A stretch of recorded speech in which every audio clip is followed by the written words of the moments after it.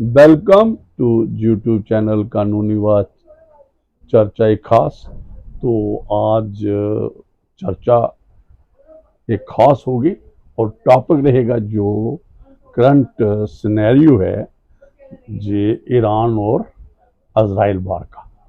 तो मेरे साथ हैं डॉक्टर प्रवीण जोगरा जी। तो मैं डॉक्टर साहब से ये कहूँगा, मैं तो टॉपिक मैंने आपको थोड़ा सा बता दिया है कि क्या रहेगा।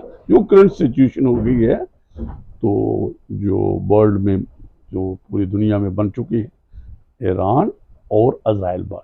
मैं डॉक्टर साहब को पूछूंगा कि डॉक्टर साहब ये बताइए, ये बार का कारण क्या है, ओरिजिन क्या है, और ये स्पॉन्टेनियस अटैक क्यों 13 जून जो 2025 को इजराइल ने ईरान पे किया। हाँ, नमस्कार जज साहब।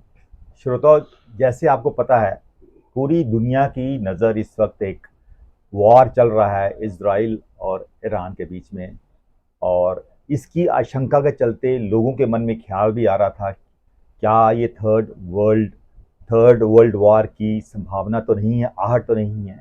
लेकिन दुनिया भर की कोशिश ये है कि इस वॉर को जल्द से जल्द ख़त्म किया जाए। लेकिन जज साहब, जैसे आपने पूछा कि सडनली ये सडन स्पर्ट क्यों हुआ इस युद्ध का, कारण क्या है? कारण ये हाल, जैसे आपको पता है कि 13 जून, अभी 4 दिन पहले ही आधी रात को इसराइल ने ईरान पे अटैक किया। तो मेन टारगेट उनका था न्यूक्लियर इंस्टॉलेशंस।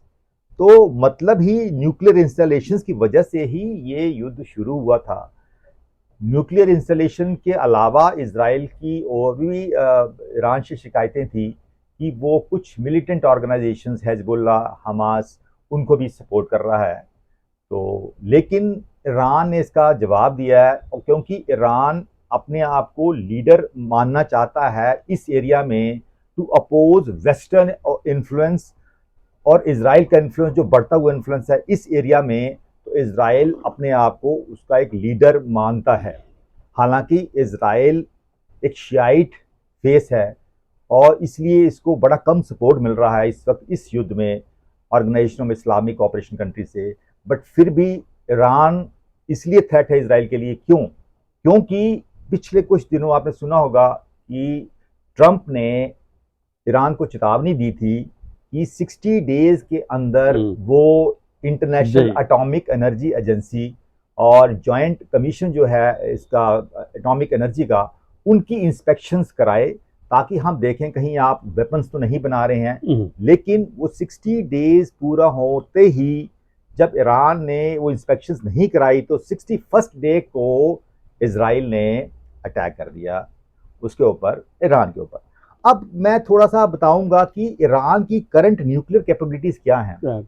सबको पता है कि 2015 में ईरान ने न्यूक्लियर नॉन प्रोलिफरेशन ट्रीटी पे साइन किए थे, और एक ग्लोबल कॉम्प्रिहेंसिव प्लान था, उसका भी साइन किया था। लेकिन उस कॉम्प्रिहेंसिव प्लान से 2018 में यूएस ने विड्रॉ किया, हालांकि एनपीटी का वो पार्ट थे। तो जब 2018 से अमेरिका ने उस ट्रीटी से विड्रॉ किया, तो ईरान ने अपने जो थे विजन थे ब्रॉडर करना शुरू कर दिए। उन्होंने जो इंटरनेशनल नॉन प्रोलिफरेशन ट्रीटी के जो टारगेट्स थे वो रेज करना शुरू कर दिए। जैसे करंट ईरान में जो यूरेनियम का सोर्स है, भंडार है, वो 60% प्योरिटी है उसमें, लेकिन जो ये 3.67% ज्यादा है जो कि इंटरनेशनल स्टैंडर्ड से, क्योंकि ज्यादा होने का मतलब है वो न्यूक्लियर वेपन बनाने की कतार पे है। दूसरा, अब ये था कि यूरेनियम का जो इतना भंडार है ईरान में कि वो 9 atom bombs at a time बना, न्यूक्लियर वेपन्स बना सकता है वो। तो तीसरा सबसे बड़ा इंपॉर्टेंट था, एक एडवांसमेंट है, सेंट्रीफ्यूज एडवांसमेंट, जिसका टारगेट फिक्स किया है IR-1 सीरीज तक। इन्होंने वो सेंट्रीफ्यूज टारगेट होता है जिससे बड़ी जल्दी आप असेंबल कर सकते हो न्यूक्लियर वेपन्स को, उस सेंट्रीफ्यूज टारगेट का यूरेनियम का इन्होंने IR-6 और IR-2 तक कर दिया है। तो इसकी वजह से क्या हुआ, जिससे कि इनका breakthrough time weapon assemble में कम हो गया। तो इसका चलते ही, यानी कि ईरान इस वक्त ऑन द वर्ज था कि न्यूक्लियर वेपन वो कभी भी 2-3 महीने के अंदर तैयार कर सकता है। सब कुछ है उनके पास, हर रॉ मटेरियल है, हर असेंबली है, कॉम्पिटेंस भी है, उनके इतने न्यूक्लियर साइंटिस्ट हैं, सब कुछ है। तो आशंका थी इसराइल को कि जिस दिन इनका न्यूक्लियर वेपन तैयार होगा, तो सबसे पहला ईरान का टारगेट रहेगा कि इजराइल जिसका लैंड एरिया से सिर्फ 22,000 स्क्वायर किलोमीटर है, उसको डिस्ट्रॉय करना, दुनिया के नक्शे से इजराइल को खत्म करना। तो ये इजराइल की एप्रीहेंशन थी और कुछ अमेरिका भी एप्रीहेंशन, तो ये रहा है इसका अटैक। अब मैं थोड़ा बैक हिस्ट्री में चलूंगा कि कैसे ये संभव हुआ, कैसे ईरान इस पे आ। तो आपका मैंने दो चीजें जो ऑब्जर्व की, जो आपने कहा, और ये आपने क्या ये थ्रेट भी किया था जी जी कि हम नक्शे से खत्म कर देंगे किसको, इजराइल को। ये भी ईरान की रहती है, फॉरेन मिनिस्टर जहाँ उनकी बोलते रहते हैं। और आपने जो बड़ी एक बात है, बड़ी कि क्या कौन रहा है, काशन वार्निंग कौन दे रहा है, यूएस दे रहा है, वहां का जो डोनाल्ड ट्रंप दे रहे हैं, प्रेसिडेंट दे रहे हैं, और एक्शन कौन कर रहा है, इजराइल कर रहा है। और आपने एक और लास्ट में एक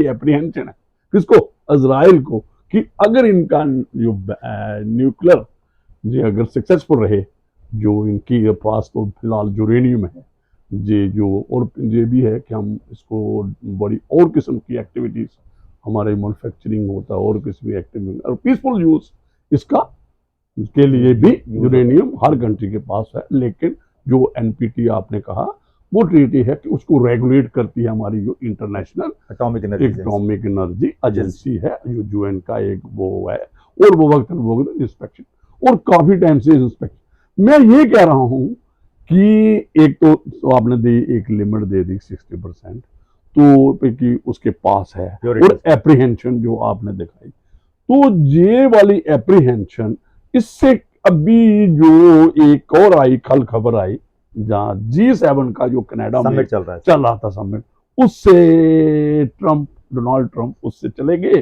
और उन्होंने कहा एक ये भी है, फिर उन्होंने कहा कि I am not living for this purpose to have a compromise, ये इनमें चूज कराने के लिए मैं नहीं जा रहा हूँ, और हमारा कोई लेना देना नहीं इन दोनों को बात जो चल रही है।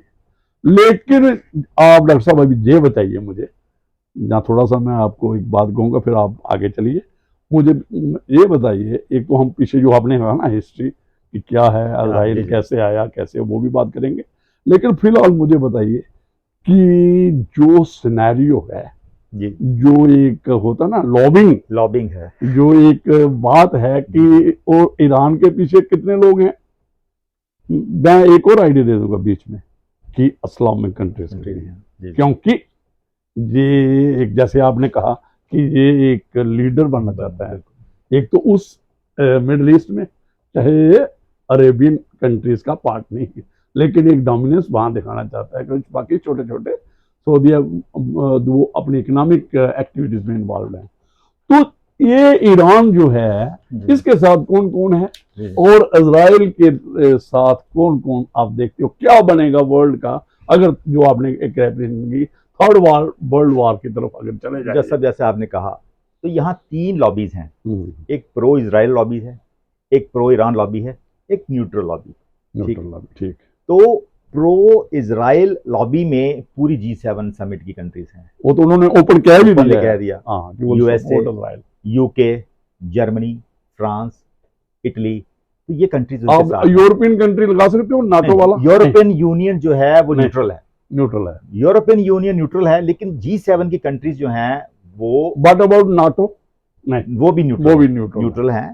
तो ये कंट्रीज हैं, इसके अलावा यूके हैं। तो अब वो कंट्रीज जो कि इसके साथ हैं, ईरान के साथ कोई भी मेजर कंट्री नहीं है, थोड़ा बहुत सीरिया का सपोर्ट है, और इसके साथ कौन है, हिजबुल्लाह, इसके साथ कौन है, हाउदीज, इसके साथ कौन है, इराकी मिलिशिया। आपने देखा होगा कि इस जब वार होती है, इंडो पाक वार हुआ, पाकिस्तान को सिवाय चाइना और टर्की के कोई इस्लामिक कंट्री ने साथ नहीं दिया। बिल्कुल एग्री। सिमिलरली इस वार में भी कोई भी इस्लामिक कंट्रीज जो है, IOC जो है, organisation of Islamic cooperation countries ने साथ नहीं दिया है। तो वो तो सर मैं एक बात बीच में आपको रोकता हूँ, रिडंडेंट है, उस पर तो बात ही नहीं हो। उसकी मैं बात बताऊंगा सर। अगर ये जो 1969 में ऑर्गेनाइजेशन ऑफ इस्लामिक कोऑपरेशन बना था, तो इसके 57 मेंबर थे, और सबसे बड़ी बात है, टॉप 3 जो पॉपुलेटेड कंट्रीज हैं, number 1 Indonesia, number 2 Pakistan, number 3 Bangladesh. अगर आप मान लें तो इंडिया की आबादी जो है पाकिस्तान से ज्यादा है, तो ऑर्गेनाइजेशन ऑफ इस्लामिक ऑपरेशन में इंडिया पॉपुलेशन का नंबर 2 आता है, हालांकि इंडिया उसका पार्ट नहीं है क्योंकि नहीं। इंडिया का एक सेकुलर फैब्रिक है, वो तो नहीं है, तो इसीलिए इस वक्त इस वॉर में उनका रोल ऑलमोस्ट नेग्लिजिबल रहा है। अच्छा, तो एक और क्वेश्चन है जी आपसे, आपने ये सुना है कि चाइना का एक कार्गो जो एयरक्राफ्ट है जी जी उसने वेपन लेके तेहरान में लैंड किया है, जी जी। तो क्या ये सिर्फ वेपन सप्लाई होगा जो जहाँ कोई स्टैटिक जहाँ डायरेक्ट इन्वॉल्वमेंट चाइना इस बार में इजराइल के खिलाफ करेगा?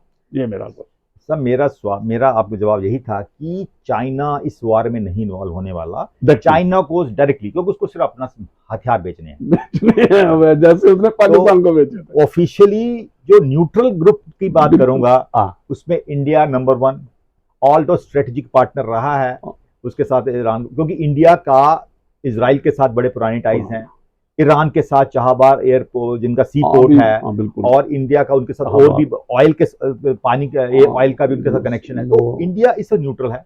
पाकिस्तान बिल्कुल न्यूट्रल है। एक मैं बीच में कह दूं कि जो फिलिस्तीन है ना, हमारे पास जो पुराना था जैसा रफात, जहाँ उस वक्त जो हमारी मतलब फॉरेन पॉलिसी थी, अदरवाइज हम न्यूट्रल, एक तो अभी इस वक्त हमारी न्यूट्रल है, उस वक्त हम फिलिस्तीन के साथ थे और उसको करते हैं, सपोर्ट करते थे। सपोर्ट मीन के मॉरल सपोर्ट नॉट।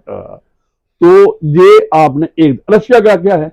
हाँ, रशिया पार्टली सपोर्ट कर रहा है ईरान को, पार्टली, मतलब अगर जरूरत पड़ी, अगर अमेरिका इन्वॉल्व होता है कहीं, this is the point, America involve होता है तब रशिया इन्वॉल्व होगा, और अमेरिका चाइना होगा, हाँ चाइना भी हो सकता है, लेकिन रशिया अमेरिका की पूरी, अमेरिका को बड़ी प्रेशर है इस वार का। अमेरिका इस वक्त दोबारा इंडो पाक वार की तरह क्रेडिट लेना चाहता कि मैं ये वार खत्म करूंगा, इनको मैं ला रहा हूं कोलिशन टेबल पे, क्योंकि अमेरिका की एप्रीहेंशन ये है कि, मैं इसकी एग्जांपल बताऊंगा, 13 जून को जब ये अटैक होता है इसराइल का, तो ईरान ने 1000 मिसाइल्स दागने का प्रोग्राम था, बिल्कुल, लेकिन क्या होता है कि कुछ जो है उनके एयर डिफेंस सिस्टम तबाह हो जाते हैं, लॉन्च होने से पहले उनके लॉन्च पैड है आयरन डोम में, बिल्कुल बिल्कुल तबाह कर दी जाते हैं उनके, लेकिन क्या होता है, और लेकिन फिर भी 300-400 उनके मिसाइल गए हैं।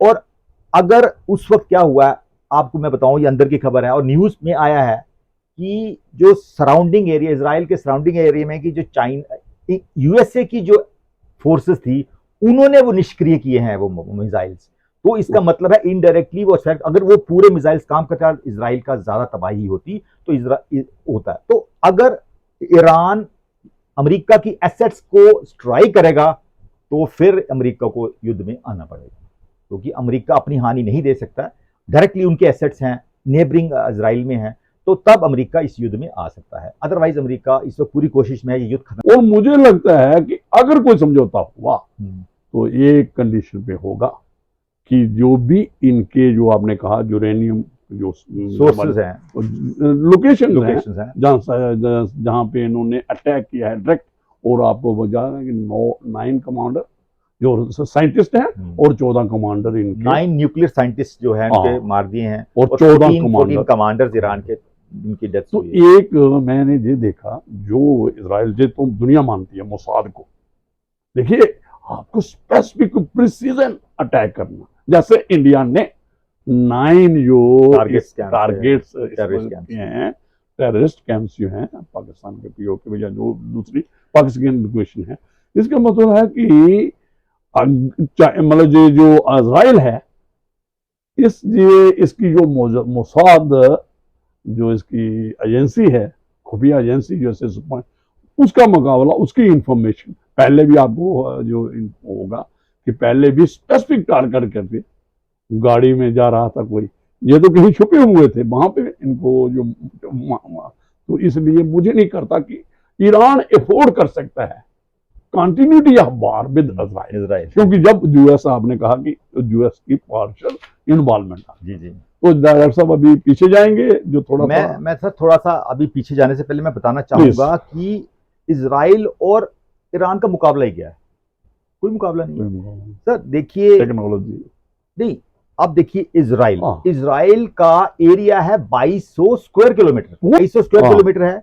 ईरान का है 16,48,000, ईरान की बात, ईरान का 16,48,000 स्क्वायर किलोमीटर। और जो यूपीएससी के छात्रों को बताऊंगा, ये 16th largest country of the world है ईरान। World है। ईरान पाइलवा एरिया, ईरान है तो बिल्कुल। उनका मुकाबला ही नहीं है। बिल्कुल। इसीलिए तो अच्छा एक और डर साहब मुझे बताइए, इतनी डिस्टेंटली सिचुएटेड कंट्रीज हैं दोनों, जी जी तो इनमें देखो जनरली जो हमारा टकराव होता है बॉर्डर्ड स्टेट पे होता है, जैसे चाइना का, पाकिस्तान का हमारे इंडिया के साथ है, जहाँ नेपाल, जो भूटान, अभी जो कोई हो रहा है एस्केलेशन पे का, जो बॉर्डर इतनी दूर पे क्या मसला है, क्यों ये वाली ये क्यों टकराव में है ये दो कंट्रीज?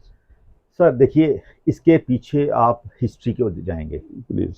तो हिस्ट्री के पीछे जाने से पहले मैं आपको वो कंटिन्यूटी में पहले हाँ, वो बात please, बता रहा था continue। कि इजराइल की आबादी है 98 lakhs, ठीक है, हाँ बिल्कुल 1 करोड़ और 98 lakhs में उनके पास 10 जो फोर्सेस हैं, आर्म फोर्सेस 1,70,000 फोर्सेस हैं, 4.5 रिजर्व हैं। वेयर एज ईरान की आबादी है नियरली 9 करोड़, 8.9 करोड़ है ईरान की आबादी, और जिसके पास 6.5 लाख उनकी आर्म फोर्सेस है। तो मुकाबला नहीं है लैंड फोर्सेस का। एज फार प्लेन्स की बात करूं तो प्लेन्स ऑलमोस्ट बराबर हैं दोनों के पास, फाइटर जेट्स बराबर हैं उनके पास। तो अब ये क्यों टकराव हुआ, इसके पीछे बैकग्राउंड में आप जाऊंगा आपका। तो बैकग्राउंड ये था कि इजराइल 1960 में ही न्यूक्लियर वेपन तैयार कर चुका था, 1960। हाँ वो तो है, न्यूक्लियर तो इजराइल न्यूक्लियर कंट्री था, लेकिन आज तक 1960 के बाद आज तक इजराइल ने कभी भी न्यूक्लियर वेपन किसी भी अरब कंट्रीज पे नहीं यूज किया, और कभी नहीं यूज किया।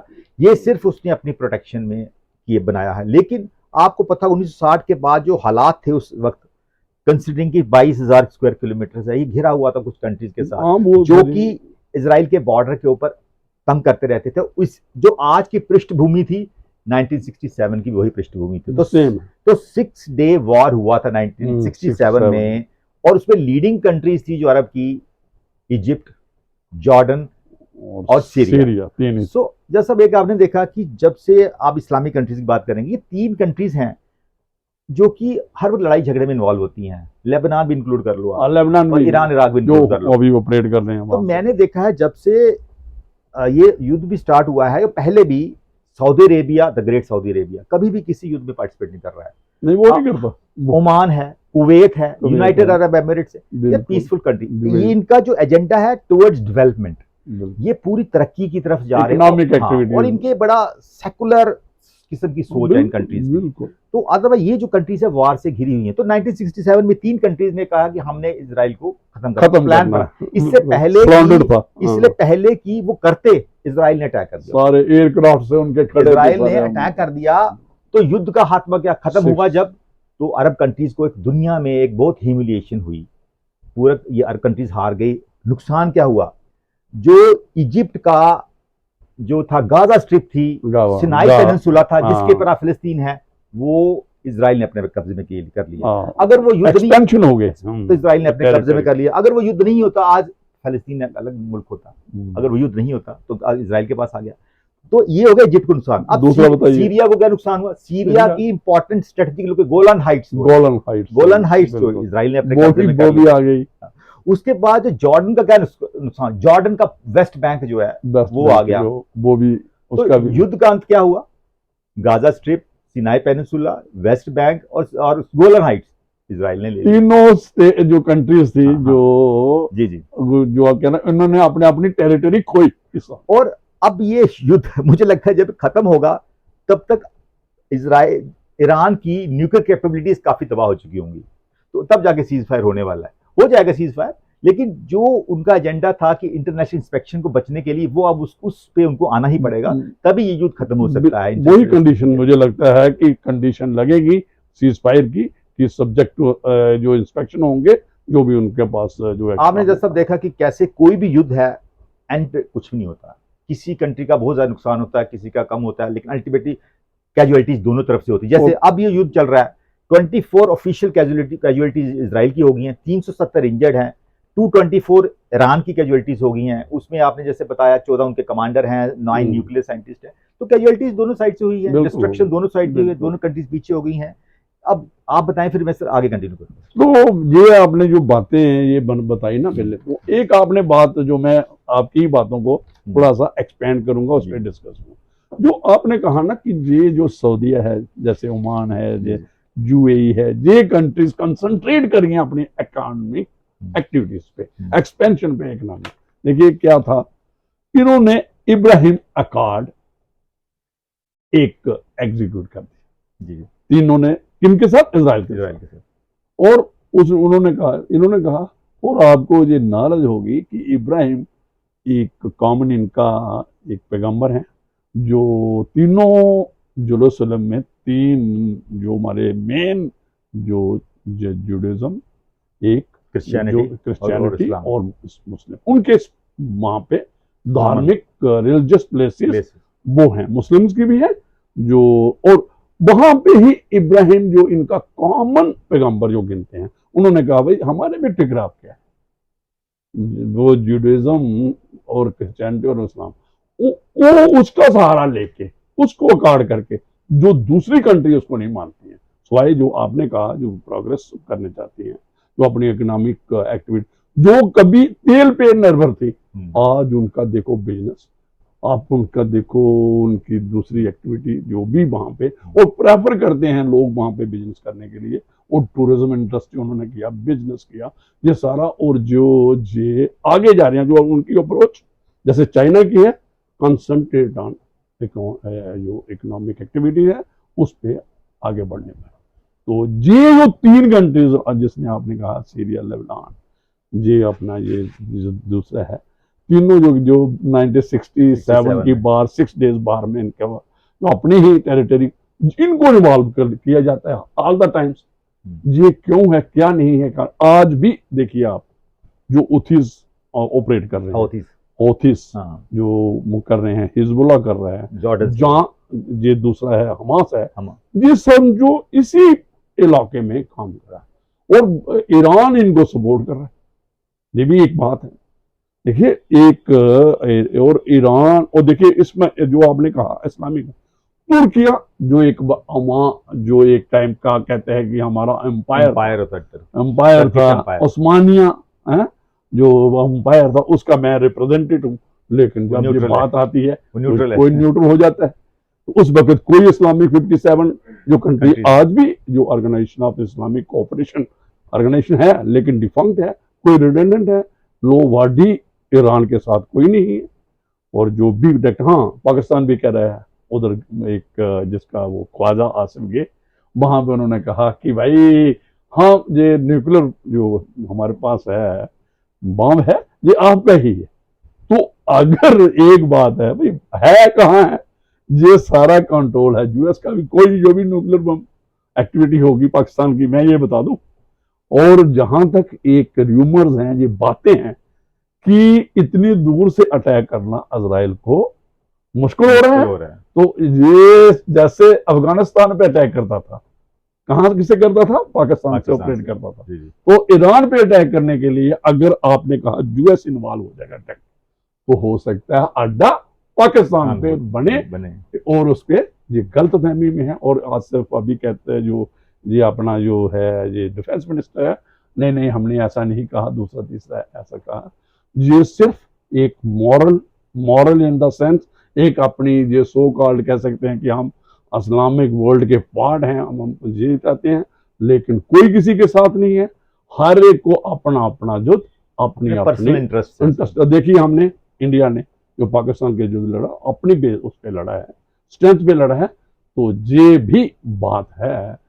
तो आगे बताइए। आगे मैं बताऊंगा कि इस वॉर की पूरी दुनिया में टेंशन क्यों है, फॉलोअप्स क्या है, क्यों लोग घबराए हुए हैं, थोड़ा सा बोल। तो सबसे बड़ी बात है कि सबसे बड़ी बात, जैसे युद्ध स्टार्ट हुआ है, तेल के दाम बढ़ना शुरू हो गए। वो होगा तो एक्सपेक्टेड था कि $100 पर बैरल आएगा, तो तेल बहुत के बगैर दुनिया चलेगी। तेल के दाम बढ़ रहे कि जिस एरिया में वॉर हो रहा है, इंडिया का भी 80% तेल उसी एरिया से आता है, ईरान से। दूसरा ये था कि ये जो वॉर के आसपास जो ट्रेड हो रहा था सी रूट के रास्ते, रेड सी है, उसके बाद सुएज कैनाल है, उसके बाद स्ट्रेट ऑफ हॉर्मुज है, जहां से पूरा ऑयल शिपिंग ट्रेड हो रहा है, वो भी वार जोन के एयर वहां भी ट्रिप शिपिंग कम हो गई है, क्योंकि किसी को भी डर है कोई मिसाइल वहां ना गिर जाए उनके वार जोन में है, कार्गो में।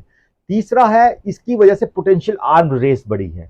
हर कंट्री अब थोड़ा सा न्यूक्लियर प्रोलिफरेशन की बढ़ना शुरू होगी, ये लड़ाई देख के कि हम भी न्यूक्लियर हो जाते हैं थोड़ा बहुत अपने पास, क्योंकि कभी भी कुछ भी हो सकता है। और सबसे बड़ा इस ग्रुप से अलाइज बनना शुरू हो गए। हाँ, ये सबसे बड़ा फॉल्ट है, प्रॉक्सी अलाइज। लोग पहले ही अंदाजा लगा चुके हैं अगर ये वॉर आगे चलता है तो कौन किसका किसके साथ साथ जैसे देगा हमने है। पहले क्वेश्चन तो किया, पहले ही कंट्रीज सोचना शुरू हो गए इससे हमें क्या फायदा मिलना है, तो नफा नुकसान देख के ही कंट्रीज अलाइज करेंगी। तो ये बड़ा इंटरनेशनल फॉल आउट है। जैसा आपका क्या ख्याल है इस अलाइज? मेरा देखिए, मैं ये कहता हूं कि मैं तो यही, आप everybody should pray to the God, almighty God, कि भाई ये जल्दी से जल्दी, और मैं ये आपको एक प्रोडिक्ट कर देता हूं कि यूएस के बगैर, यूनाइटेड नेशन डोनाल्ड ट्रंप के बगैर ये सीज फायर कोई नहीं, ट्रूस कोई नहीं करवा सकता, उनको ही इंटरवेन करना पड़ेगा, और ईरान। और अगर ये लंबी बार जैसे यूक्रेन और ये रशिया की हो गई, तो देन जो आपने कहा एलियंस बनेंगे, और हो सकता है थर्ड वर्ल्ड वॉर की तरफ वो ना चले जाए, क्योंकि यूएस अगर डायरेक्ट इन्वॉल्व हो जाता है तो फिर चाइना भी है, रशिया को भी इन्वॉल्व होना पड़ेगा। और रशिया तो यूएस तो ठीक है, ऑलरेडी स्ट्रेटेजिक पार्टनर है ईरान का, बिल्कुल है, वो तो सारी इकोनॉमिक एक्टिविटी है। दूसरा है, अदरवाइज भी आपने देखा जो सीरिया में आपने बात की, जो अभी जो नया आईएसआईएस का एक टाइम पे होता था, वो जो अभी प्रेसिडेंट बनाया, उसकी मुलाकात करवाई, जो सऊदी क्राउन प्रिंस था, वो उससे अपने डोनाल्ड ट्रंप से, जो अभी पिछले दिन उस दौरे पे था। तो वहां पे भी तो देखिए, जो यूएस है ना, ये एक बड़ी स्टैटिस्टिकल और करता है, कहता कुछ है, करता कुछ है। और जो टैरिफ वार थी, जो एक टाइम पे आपको लग रही थी कि यार ये क्या बोलता है क्या नहीं बोलता है, उसको भी इसने रेगुलेट कर लिया अपने इंटरेस्ट के लिए। बस जैसा आपकी कंटिन्यूटी में बताऊंगा कि मैं 4 कंट्रीज की बात करूंगा, उनका क्या इसमें फायदा नुकसान हो रहा है। तो उसमें इंडिया, पाकिस्तान, रशिया और हम अमेरिका की बात करेंगे। तो सबसे पहले इंडिया पे इस वॉर का क्या फॉल आउट है। सबसे बड़ी बात है, मैंने आज आपको बताया 80% जो हमारा ऑयल है वो उस एरिया से आता है, वॉर जोन से, गल्फ कंट्री से। तो हमारा जो है इंडिया में इन्फ्लेशन बढ़ने के चांसेस हैं, महंगाई बढ़ेगी, जीडीपी कम होगी। सो ये इंडिया को बहुत बड़ा खतरा है इंडिया के लिए, अगर वॉर एक्सटेंड हो जाता है। दूसरा सबसे बड़ा खतरा है कि ये गल्फ कंट्रीज में पूरे जो कितने मिलियन इंडियन डायस्पोरा है, वहां पर जितने वर्कर्स हैं, लेबरर्स हैं और फैक्ट्री वर्कर्स, मैक्सिमम इंडियंस जो हैं गल्फ कंट्रीज में काम कर रहे हैं, उनकी सेफ्टी को लेके भी इंडियन सरकार चिंतित है। जैसे आपने सुना होगा कि इस वक्त ईरान में गवर्नमेंट की पूरी कोशिश है, कुछ हमारे कश्मीर से ज्यादा लोग हैं वहां, बच्चे हैं, कुछ एमबीबीएस कर रहे हैं, कुछ और स्टडीज कर रहे हैं, और ऑल ओवर इंडिया उनको इस वक्त इंडियन एम्बेसी जो है तेहरान से सेफर जोन में ले जाने की कोशिश कर रही है। जब सेफर जोन में चले जाएगी फिर वहां से इवैक्यूएशन की कोशिश की जाएगी। एक मैं बात बता दूं, ये बात है, देखिए इजराइल हर वक्त, ये इसकी हिस्ट्री पीछे देखो, कैसे इनको फॉरनेस में डालते थे यूएस को, जो आपके हिटलर के टाइम पे जो देखा आपने, ये इन्होंने जैसे एक टाइम पे गाजा में हमास वगैरह ने अंडरग्राउंड टनल्स बनाई थी, तो इनका जो सिस्टम है ना अंडरग्राउंड, जो बिग सिटीज में है जहां पे भी इनकी पॉपुलेशन है भी है, पूरा जैसे आयरन डोम है आउट, और नीचे इन्होंने पूरा अंडरग्राउंड अपनी सेफ्टी के लिए, जैसे हमने उस दिन कहा था कि भाई आप जो भी नया मकान बनाए यहाँ पे, जो भी वो अंडरग्राउंड बेसमेंट बना ले, जो नई जो, क्योंकि आज अटैक होना ऊपर से कोई सेफ नहीं है। जम्मू को हम समझते थे सेफ था, तो जम्मू में ही ज्यादा हुआ, जाके किसी भी बड़ी सिटी में, दिल्ली वगैरह में। तो जो मैं कह रहा हूं उसने पूरी प्रिपरेशन की, किसने? इजराइल ने। ऐसा आप ईरान में नहीं होगा, उनके पास सेफ्टी जोन्स, बंकर्स मुझे लगता है इतने होंगे, मतलब जितने इजराइल में। इजराइल ऑलवेज वो तैयारी है, जैसे उसने कहा कि उसने अपनी फोर्स एक रिजर्व में भी रखी है, और 4.5 लाख लोग, बस मतलब ये वाली चीजें हैं। तो आप मैं वही बता रहा था कि साथ में इंडिया, अब दूसरा इंडिया का फॉलोअप है ना, इंडिया ईरान से बिगाड़ सकता है। इंडिया के चाबहार फोर्ट है, हमारा तो सारा रिलीजियस टाइज भी हैं जो हमने सेंट्रल एशिया में जाने के लिए, और दूसरा बड़ी इजराइल के साथ इंडिया की पूरी टेक्नोलॉजी इंडिया वहां से ले रहा है। तो इंडिया इस वक्त न्यूट्रल है, इसलिए इंडिया दोनों के साथ भी दुश्मनी मोल नहीं लेना चाहता दोस्तों कंट्रीज के साथ। अब मैं बात करूँ पाकिस्तान को क्या इम्पैक्ट रहेगा। सबसे बड़ी बात, पाकिस्तान इस वक्त न्यूट्रल है, लेकिन रिलीजियस सेंटिमेंट्स हैं। नो डाउट पाकिस्तान में सुन्नी आबादी है, बट दिखाने के लिए रिलीजियस सेंटिमेंट है उनके पास, although they are not in favour of. मैं डॉक्टर साहब एक बात बताऊं, जो आपने कहा ना, उसको किसी के साथ जज्बात नहीं। वो सिर्फ क्या कह रहा है कि अगर आप, यूएस ने उसको पैसा दिया ना कि भाई हमें अड्डा बनाने दो, अफगानियों के खिलाफ उसने अड्डा, जो स्पेस दी थी अपनी, जहां से और किसी का भी, यूएस का भी नहीं बना दो, वहां पे भी वो जो ओसामा बिन लैडन वहां से निकाला है इन्होंने, जो एक सिटी से, वो वहां पे भी रह रहा था। इनका काम है कि पैसा आना चाहिए, चाहे आईएमएफ जाए, जहां जी अभी मनूर जो मुन्निया है गई हुई है, बॉस को बुलाया गया है कि आप देखो हमारे वहां पे जो जाइंट, तो ये इनका कोई स्ट्रेटजी नहीं है। ये अंदर आप देखो बाहर कैसे हैं, बलोचिस्तान अलहदा, चाइना की, पाकिस्तान यही तो चिंता है सर। हाँ, पाकिस्तान टूट जाएगा। पाकिस्तान की एक और चिंता है कि इंटरनल कॉन्फ्लिक्ट्स वो है, बिकॉज ऑफ शिया सुन्नी, वो ठीक भी नहीं हो सकते। सो दे कॉन्फ्लिक्ट्स फ्लेयर अप हो सकते हैं।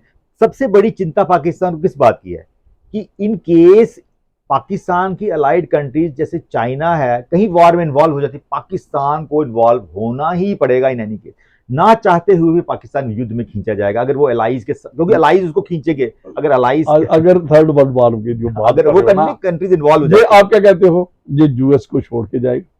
अच्छा, जहां अपना न्यूक्लियर बम दे देगा, मतलब मजबूरी करनी पड़े, मजबूरी में इसको यूज देखिए न्यूक्लियर बम है इसकी। बट पाकिस्तान को कोई भी अलाइज इसको ब्लैकमेल कर सकता है, और पाकिस्तान भी दुनिया को भी ब्लैकमेल कर रहा है अपने न्यूक्लियर पावर की वजह से। मैं आपको बता दूं, जो जो न्यूक्लियर है ना इनका, जो पाकिस्तान का सारा यूएस कंट्रोल्ड है, यूएस कंट्रोल्ड है बिल्कुल। ये आप समझो कि ये यहाँ के इंडिपेंडेंट कोई इस्तेमाल होगा विदाउट इंटरवेंशन, कोई बगैर यूएस के, तो मैं ये कहता हूं, ये सुन दो कि इसको कोई किसी का इस्लामिक मामला है, इसको यहां कहीं से भी पैसा मिलेगा, क्योंकि एक रोग नेशन है, और अगर ये अफगानों के खिलाफ जा सकता है, यूएस के साथ है, और वही उसको वहां से, इसकी कोई स्ट्रेटजी नहीं है, कोई कुछ नहीं है, ये डिसइंटेग्रेट होने पे है पाकिस्तान। और ये सिर्फ पंजाबी कुछ लोग हैं, जो एक फ्यूडल सिस्टम था एक टाइम पे, वही लोग जहां से गए हैं, कुछ वहां से हैं, एक ग्रुप सा है ऑपरेट कर रहे हैं, और आर्मी वहां पे डोमिनेंस में है, और आईएसआई, और ये टोटली डिपेंडेंट है यूएस पे। और अगर यूएस इंटरवीन नहीं करता उस टाइम पे पाकिस्तान, तो ये मुझे लगता है कि अगर 2-4 दिन और दिए जाते इंडिया को, तो ये नक्शे से ही खत्म होता, और वहां पे ही सिविल वार शुरू होती आगे ही। अब मैं बात करूंगा अमेरिका की। यूएसए को इस वॉर से सबसे ज्यादा चिंता है, इस वॉर से सबसे ज्यादा स्ट्रेस है यूएस को, क्योंकि यूएस ने ही 60 डेज का अल्टीमेटम दिया था। यूएस ने ही जब 60 अल्टीमेटम, जब उन्होंने माना नहीं, तो यूएस के इशारे पे ही इजराइल ने किया है, अटैक हुआ है। ये आपको पता है यूएस की अपने किसी पे कंधे पे रख के बंदूक चलाता है as usual in the past. तो दूसरा ये है कि अगर यूएस को ये भी है कि अगर ये वार खिंच जाती है, और हो सकता है कि ईरान यूएस के भी कुछ एसेट्स को अटैक करे, तो यूएस को चिंता कहीं वो वार में इन्वॉल्व ना हो जाए, इसलिए वो जल्दी से जल्दी मैं ये बिल्कुल आपको ये एश्योरेंस देता हूँ, या एक प्रोडिक्ट कर देता हूँ जनरल, कोई थर्ड वार नहीं, बहुत जल्दी सीज फायर हो जाएगा, और यूएस ही करवाएगा। जो आपने कहा उसके बहुत इंटरेस्ट है, वो बिजनेसमैन, उन्हें काम कर रहे हैं, उसका बिजनेसमैन है, उसको बड़ा काम करना है, वो कोई ये नहीं है। हाँ, साइमल्टेनियसली वो अपनी डोमिनेंस जो है, और ये भी बात है कि न्यूक्लियर प्रोग्राम जो उससे हटके बनाना चाहेगा, उसको विदाउट हैविंग, वो जहां तो उसका पिट्ठू बन जाए यूएस का, कौन, ईरान, उसकी देख रेख में बनाए, और उसको एक्सपेक्टेशन हो कि भाई ये हम हमारे बिना नहीं चला सकता, जैसे पाकिस्तान के पास है, एक ही इस्लामिक कंट्री है, किसी दूसरे को नहीं के पास नहीं है, जैसे आपने कहा। तो इसलिए मैं तो ये कहूँगा, या आप भी मुतफिक होंगे, जहाँ दो देखते हैं जल्दी ही सीज फायर होगा, और एक गाजा से जो है ना, एक डाइवर्ट भी कर दी है जो वहां पे चल रहा था, और जो वहां पे हालात थे इस वक्त बने हुए थे, वहां पे जो एक बात हो रही थी यूएन में कि वहां पे जो रेड क्रॉस को फंक्शन नहीं करा जाए, वहां पे जो खाना पीने की चीजें नहीं आने देनी है, ये जो लड़ाई ये डाइवर्ट भी हो गई है एक और दशा में, तो वहां जो क्या हो रहा है गाजा में, ये भी जो प्रेस है या रिपोर्टर्स हैं वो भी नहीं। तो यही डॉक्टर साहब लंबा हो जाए, अगर कोई आप एक रशिया का ऐड करूंगा। हाँ please. Sir Russia directly involve नहीं इस वॉर में, लेकिन क्योंकि इसराइल ने अटैक सीरिया के ऊपर भी किया है, मिसाइल्स वहां भी गए, तो इसलिए से रशिया बाउंड है सीरिया की प्रोटेक्शन के लिए, तो सीरिया के माध्यम से ही रशिया भी इन्वॉल्व है इनडायरेक्ट तरीके नहीं से। नहीं, मैं एक और सीरिया का मैं आपको क्लियर कर देता हूँ। सीरिया का जो इस वक्त पहले हुक्मरान था, सीरिया का ही था, सीरिया का जो पहले, आज वो वहां पे बैठा हुआ है। तो जो वहां जो सीरिया है ना, ये उसके कंट्रोल में नहीं है। किसके? जो इस वक्त जो भी है वो इस वक्त यूएस के कंट्रोल में, जैसे मैंने दे दिया। तो सीरिया को कोई डायरेक्ट तो रशिया उसमें नहीं आएगा। हाँ, ये है कि जैसे कोई कारण बन जाए, जैसे आपने कहा कि थर्ड वर्ल्ड की ओर हो जाए, और जो ईरान अड़ जाए कि मैं आगे ये वाली बात में, फिर जो एक बड़ी एस्केलेशन हो जाए उस सिलसिले में। दूसरा सर, रशिया अफोर्ड भी नहीं कर सकता, वो खुद जंग में इन्वॉल्व है, यूक्रेन के साथ इन्वॉल्व है, तो अफोर्ड भी नहीं कर सकता। वो एक यूएसएसआर होता था जब दो ग्लोबल पावर्स थी। अभी वो वाली पावर जो है, हाँ यूएस की डोमिनेंस है, चाइना की डायरेक्ट इन्वॉल्व नहीं होता।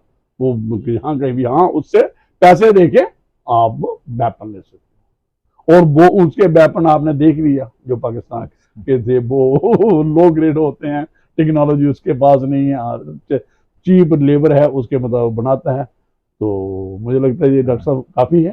जो आज का प्रोग्राम जो हमने किया डॉक्टर साहब, एक तो जो हमारे जो सिविल सर्विस के एस्पिरेंट्स हैं, और जर्नल जो इंफॉर्मेशन जनरल नॉलेज के लिए, जो लोग एक हिस्ट्री भी आ गई, जियो पॉलिटिक्स में, इंटरनेशनल रिलेशंस में, करंट अफेयर और मिलिट्री जो इस वक्त सिचुएशन बनी हुई है उसमें इंटरेस्ट, उनको मुझे लगता है कि काफी वैल्यूएबल है। आप तो काफी रिसर्च करते रहते हैं, तो आपने काफी काम किया है इसमें, तो मुझे लगता है कि ये काफी है। एक संदेश देते जाएंगे सर, हम उम्मीद करते हैं कि जंग जल्दी से जल्दी खत्म हो जाए, क्योंकि इंडिया न्यूट्रल है, यूरोपियन यूनियन न्यूट्रल है, पाकिस्तान न्यूट्रल है, चाइना न्यूट्रल है, most of the countries neutral हैं। कोई भी इस वक्त कंट्री जंग की स्थिति में नहीं है। कोई नहीं चाहता कि ये जो जंग और फैले, ताकि इसकी रिपरकशंस बाकी कंट्रीज पे हों, क्योंकि हर कंट्री की जीडीपी जो है कम ही हो रही दिन ब दिन। तो हम उम्मीद करते हैं कि जंग जल्दी से जल्दी खत्म हो जाएगी और ईरान और इजराइल नेगोशिएटिंग टेबल पे आएंगे। तो आपने बात की है, हम उससे एग्री करते हैं और होप करते हैं कि जल्दी से जल्दी पीस रिस्टोर हो जाएगी, जो ये सिचुएशन बनी हुई है। और यही है, हम ये कहते हैं कि ये ठीक है, न्यूक्लियर पावर एक आपको डराने के लिए दूसरे को, ईरान को भी बेटर सेंस प्रवेल करना चाहिए कि भाई आप इस दौर मत जाओ। किसी को तबाह करने से पहले खुद बंदा तबाही की तरफ चला जाता है, अगर दूसरों को तबाही के लिए सोचने में, तो ऐसी नहीं सोच करनी चाहिए। तो मुझे लगता है कि हर एक जो भी इसके लोग इन्वॉल्व हैं इस वार में, बेटर सेंस प्रवेल करेगी और जल्दी ही सीज फायर होगा और नॉर्मल सिचुएशन होगी। तो हमें इस चीज को, न्यूक्लियर वेपन को छोड़कर, जो न्यूक्लियर हमारे पास यूरेनियम है, इसको हमने पीसफुल यूज के लिए ईरान को इस्तेमाल की इजाजत दी है, सब्जेक्ट टू जो भी इंस्पेक्शन वगैरह हैं। तो ताकि ये जो एक और पाकिस्तान जो आपका एक बार बार जो थ्रेट देता है कि हम न्यूक्लियर पावर हैं, तो उसी को देखते हुए मुझे लगता है कि ये चाहते हैं कि भाई ये न्यूक्लियर ही जो थ्रेट है जो एक पूरी दुनिया में है, ऐसा ना हो। तो मुझे लगता है काफ़ी है आज के लिए।